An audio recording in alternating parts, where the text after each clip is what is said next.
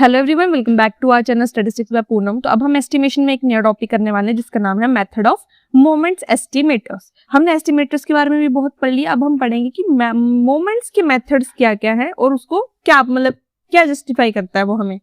First of all हम देखते हैं एस्टिमेशन क्या है। When we don't know the value of the something in the population like average height, we try to estimate it using sample data. This is called estimation. For example, हम population के बारे में सभी को पता है। population for example मैंने school का ले लिया, एक स्कूल है मेरे पास, ठीक है। तो स्कूल में मेरे पास बच्चे हैं, फॉर एग्जाम्पल 2000 बच्चे हैं टोटल।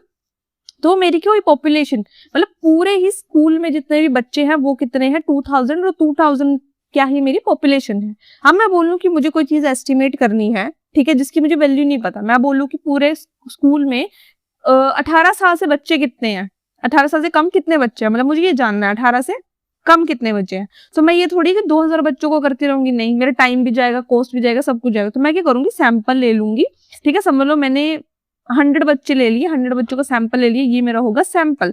सैंपल मतलब जो पॉपुलेशन में से उसमें से थोड़ी सी मैंने निकाल लिए बच्चे। तो मैंने 100 बच्चे निकाले, तो मैं उसमें से देखूंगी कितने बच्चे कम है कितने बच्चे नहीं है। फिर उसी चीज से मैं एस्टिमेट निकाल लूंगी कि मेरे पूरे 2000 में कितने हो सकते हैं। मतलब फॉर एग्जाम्पल इसमें मैंने बता दिया कि 50 बच्चे जो हैं वो 18 से कम है और 50 बच्चे जो है वो 18 से ज्यादा है। तो इस हिसाब से मैं एज्यूम कर सकती हूँ, मतलब कि पॉपुलेशन में भी क्या पता 1000 बच्चे क्या हो 18 से कम हो और 1000 बच्चे क्या है 18 से ज्यादा हो। इसको बोलते हैं हम एस्टिमेशन, जब हमें कोई वैल्यू पता नहीं होती है। अब हम इसमें देखते हैं कि मेथड्स ऑफ मूवमेंट्स क्या है।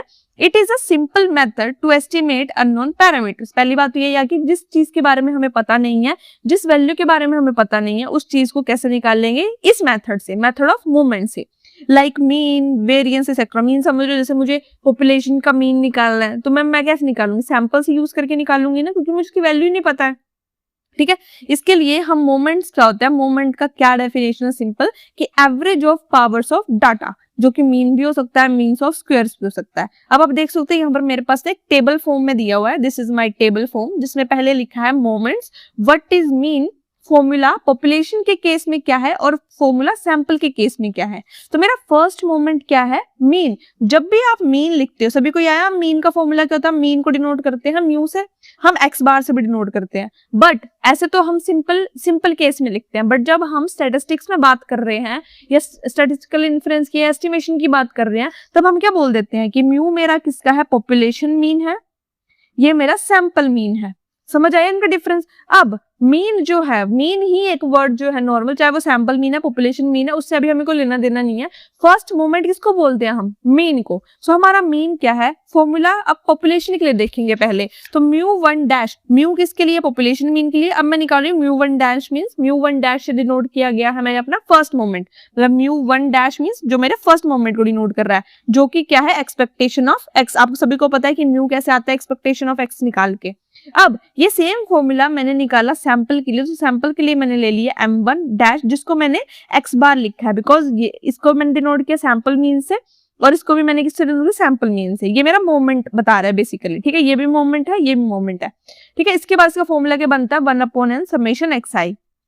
अब सेकंड मोमेंट क्या है, मीन ऑफ स्क्वायर्स, मतलब जैसे जैसे मोमेंट्स बढ़ते जाएंगे। फॉर एग्जांपल अब सेकंड मीन है, तो जब हमारे पास सेकंड मोमेंट है तो हमारा क्या जगह म्यू 2 डैश, तो एक्सपेक्टेशन ऑफ एक्स हम लिखते थे इसके लिए, फर्स्ट के लिए, सेकंड के लिए क्या हो जाएगा स्क्वायर। ऐसे ही हम थर्ड के लिए निकालेंगे, तो यहाँ बन जाएगा थर्ड, यहाँ बन जाएगा 3।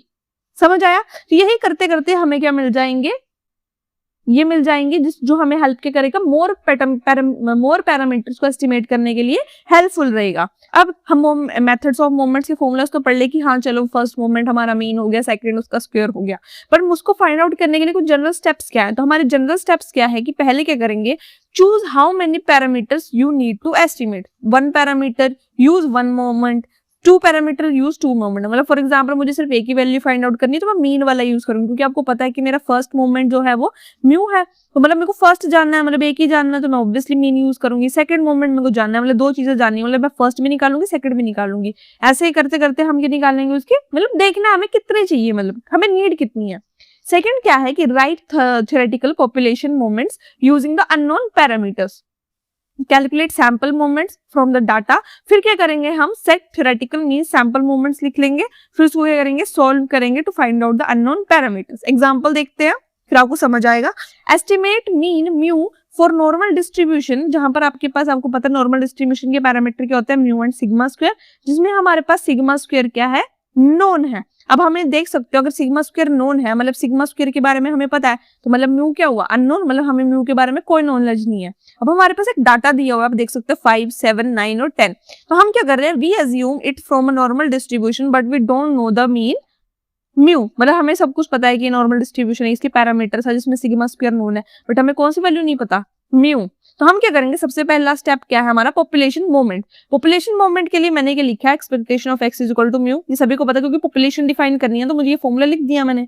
अब सेकंड स्टेप है कि सैंपल मूवमेंट निकालना है, तो सैंपल मूवमेंट का फॉर्मूला सभी को पता है। अब मेरे पास जो है वो डाटा दिया है, ये वाला डाटा मेरे पास है। अब इस डाटा को यूज करके मैं क्या निकालूंगा, अपना सैंपल मूवमेंट। सभी को फॉर्मूला पता है, 1/n समेशन xi, मतलब मैं 5, 7 + 9 + 10 को प्लस करूंगी, डिवाइड करूंगी, कितने टोटल है ये 4, ये करके मेरे पास क्या आ गया, ये मीन, सैंपल मीन 7.75। अब मैं क्या करूंगी, इन दोनों को इक्वल करूंगी, बिकॉज x बार भी क्या एक्सपेक्टेशन ऑफ x होता है और ये भी क्या होता है, इक्वल टू म्यू होता है। इनको इक्वल करके मेरे पास क्या आ गई वैल्यू, जो कि मेरे को दे रहा है moment, method of moment estimator, जिसको मैंने लिख दिया mu cap moment of, method of moment 7.75। तो ये था मेरा रिजल्ट। अब आप देख सकते हो नीचे एक टेबल दिया हुआ है, तो टेबल में दी हुई है कि डिफरेंट डिस्ट्रीब्यूशन है। जैसे हमने नॉर्मल के लिए तो कर लिया कि नॉर्मल के लिए मैंने बता भी दिया कि आपके पास पॉपुलेशन मोमेंट क्या आएगा और एमओएम एस्टिमेटर क्या आएगा।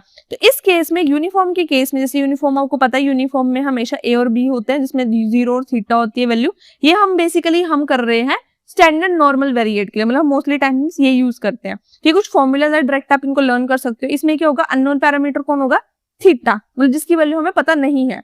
तो पॉपुलेशन मीन क्या निकलेगा, पॉपुलेशन मूवमेंट क्या निकलेगा, थीटा/2। अब आप सोचोगे आप पॉपुलेशन मूवमेंट ये क्यों निकला, बिकॉज देखो expectation of X equal to क्या होता है, a + b/2।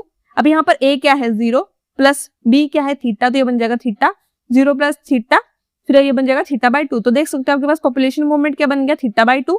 अब यही चीज जब आप अपना एमओएम निकालोगे, मोमेंट ऑफ एस्टिमेटर्स निकालोगे, अपने एक्स बार की वैल्यू डालोगे, तो एक्स बार के लिए भी अलग फॉर्मूला लगेगा। उसको करने के बाद आपके पास वैल्यू क्या जाएगी, 2x बार। अब इसके बाद क्या है फॉर्मूला एक्सपोनेंशियल के लिए, जिसमें आपके पास पैरामीटर क्या है, लैम्डा।